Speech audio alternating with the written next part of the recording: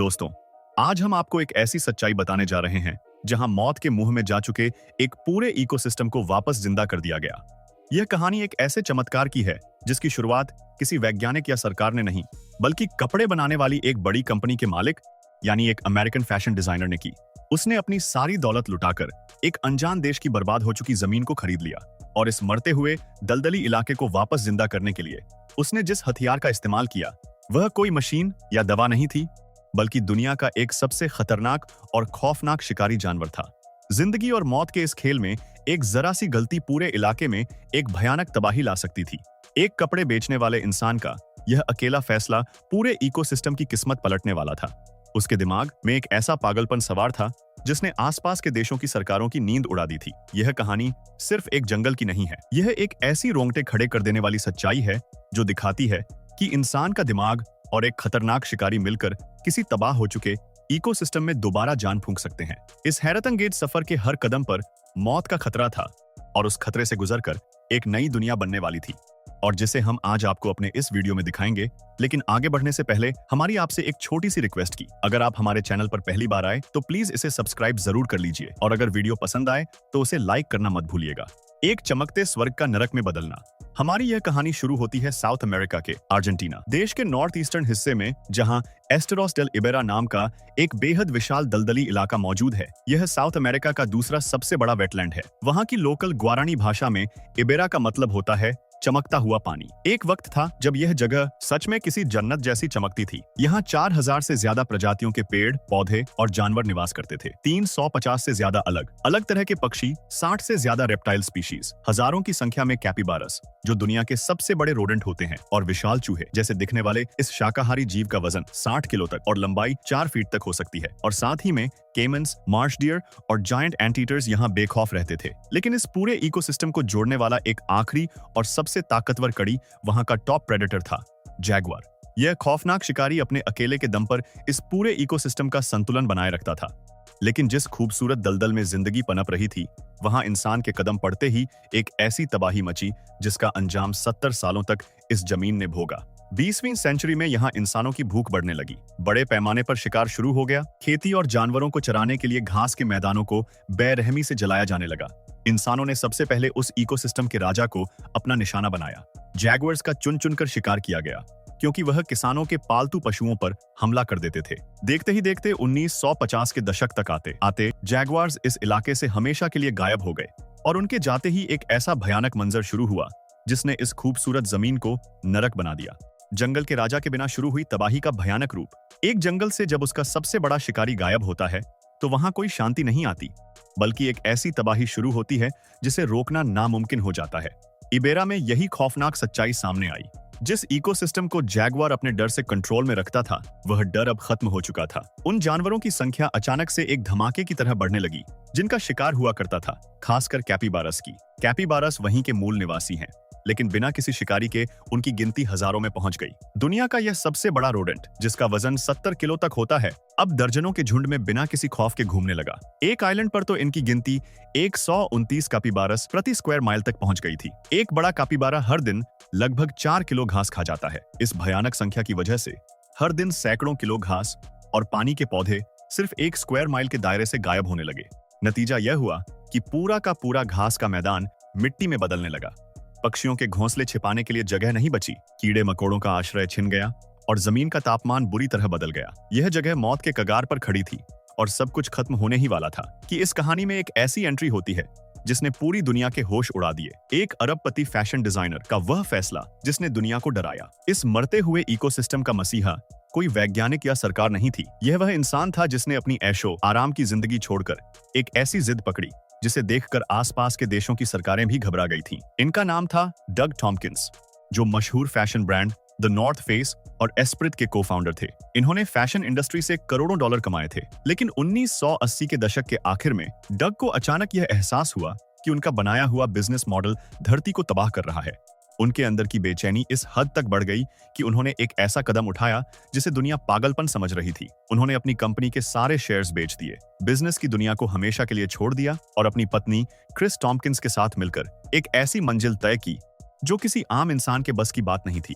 उन्होंने तय किया कि वह बर्बाद हो चुकी जमीनों को खरीदेंगे और वहां के इकोसिस्टम को वापस जिंदा करेंगे। एक अमीर कपड़े बेचने वाले का यह फैसला दुनिया की नजर में किसी बड़ी साजिश से कम नहीं लग रहा था।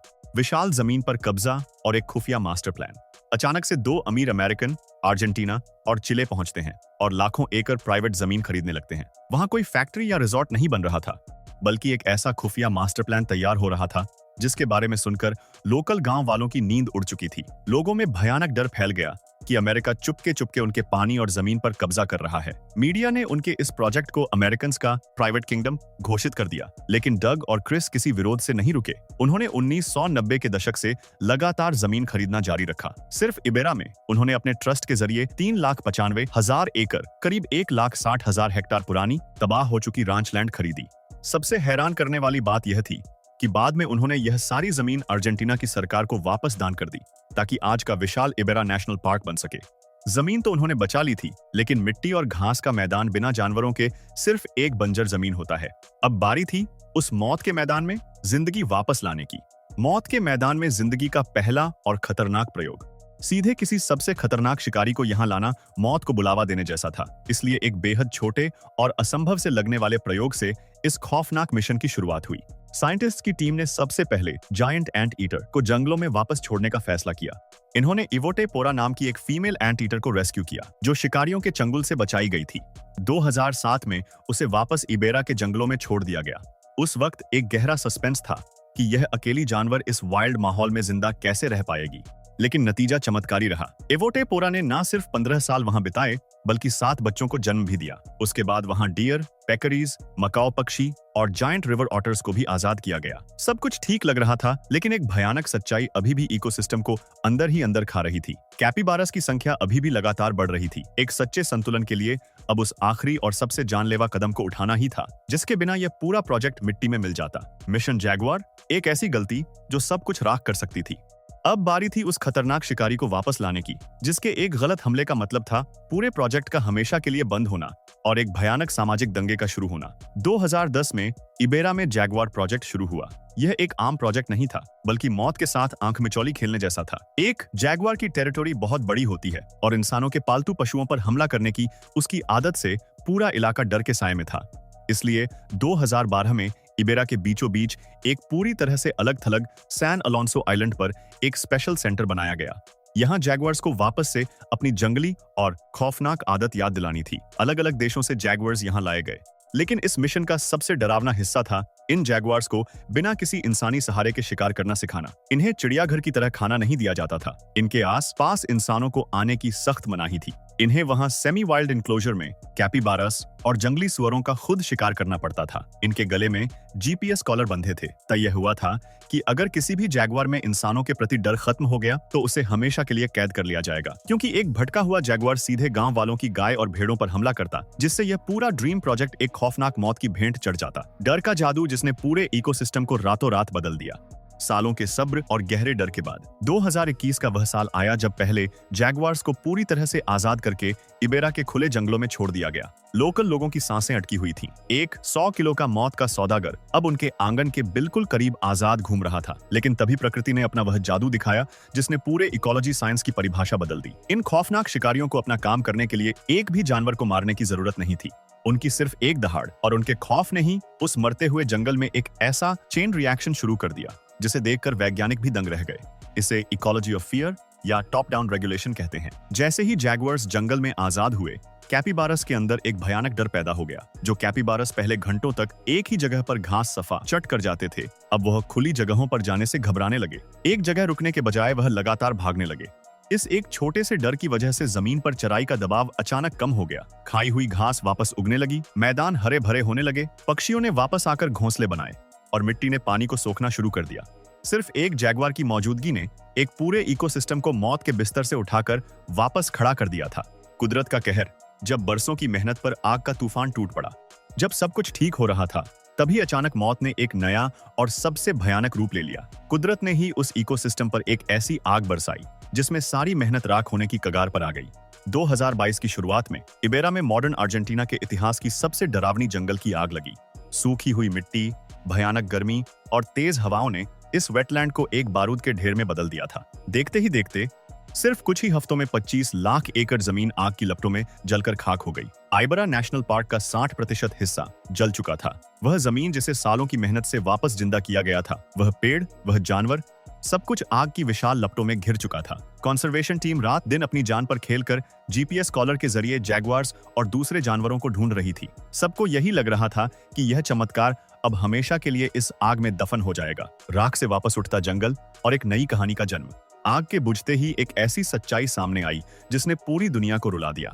इस इकोसिस्टम ने हार नहीं मानी थी, बल्कि यह आग से और भी ज्यादा ताकतवर होकर बाहर निकला था। जैसे ही बारिश हुई, जली हुई जमीन से जिंदगी ने दोबारा जन्म लिया। जैगुआर्स इस भयानक आग में बच निकले थे और उन्होंने खुले जंगल में नई पीढ़ी को जन्म देना शुरू कर दिया। 2024 आते आते वहां करीब 33 जैगुआर्स आजादी से घूम रहे थे और नए बच्चे अपनी ताकत दिखा रहे थे। यह बच्चे किसी इंसान के सहारे नहीं पले थे, वह असली जंगल के असली शिकारी बन चुके थे।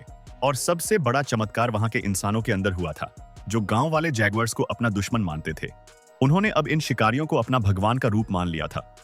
इको टूरिज्म अचानक से इतना बढ़ गया कि वहां के लोगों को नई आमदनी मिलने लगी। पुराने शिकारी अब टूर गाइड्स बन चुके थे। एक जिंदा जैगुआर उन्हें उनके मरे हुए पालतू पशुओं से कहीं ज्यादा पैसे कमा कर दे रहा था। आज वह डर गर्व में बदल चुका था और टाइम मैगजीन ने इस जगह को दुनिया के सबसे बेहतरीन डेस्टिनेशंस में शामिल कर लिया था। हमारे अपने देश के लिए एक छुपी हुई और जरूरी चेतावनी। इस अनजान देश की कहानी हमारे अपने देश के जंगलों और वहां छुपी तबाही के बारे में एक ऐसी सच्चाई बयान करती है जिसे हम लोग हर रोज नजरअंदाज कर रहे हैं। हमारा अपना देश विशाल जंगलों, नदियों और दुनिया के सबसे ताकतवर और खूबसूरत एपेक्स प्रेडेटर्स जैसे टाइगर, लेपर्ड का घर है। लेकिन पिछले कुछ दशकों का सच बेहद डरावना है। इंसानी बस्तियों के लगातार फैलने से हमारे इन असली शिकारियों के घर छीने जा रहे हैं। हम रोज देखते हैं कि कैसे एक जंगल का आकार छोटा होने से यह शिकारी हमारे क्षेत्रों में घुसने को मजबूर हो जाते हैं, जिसके बाद जो ह्यूमन वाइल्ड लाइफ कॉन्फ्लिक्ट शुरू होता है उसमें मौत दोनों तरफ होती है। हमारे वेटलैंड्स कब्जे की भेंट चढ़ रहे हैं और कचरे का पहाड़ बन रहे हैं।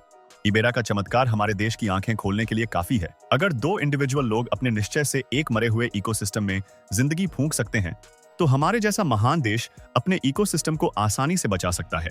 हमें बस अपने इन टॉप प्रेडेटर्स को एक खतरे की तरह देखना बंद करना होगा और उन्हें उस एनवायरनमेंट का रखवाला मानना होगा। उनके बिना हमारे जंगल भी आने वाले वक्त में उसी भयानक तबाही का हिस्सा बनेंगे जो इबरा ने एक समय देखा था। आखिरी सच जो हमें सोचने पर मजबूर कर देगा। आज इबरा का संतुलन वापस लौट आया है, लेकिन खतरा अभी पूरी तरह टला नहीं है।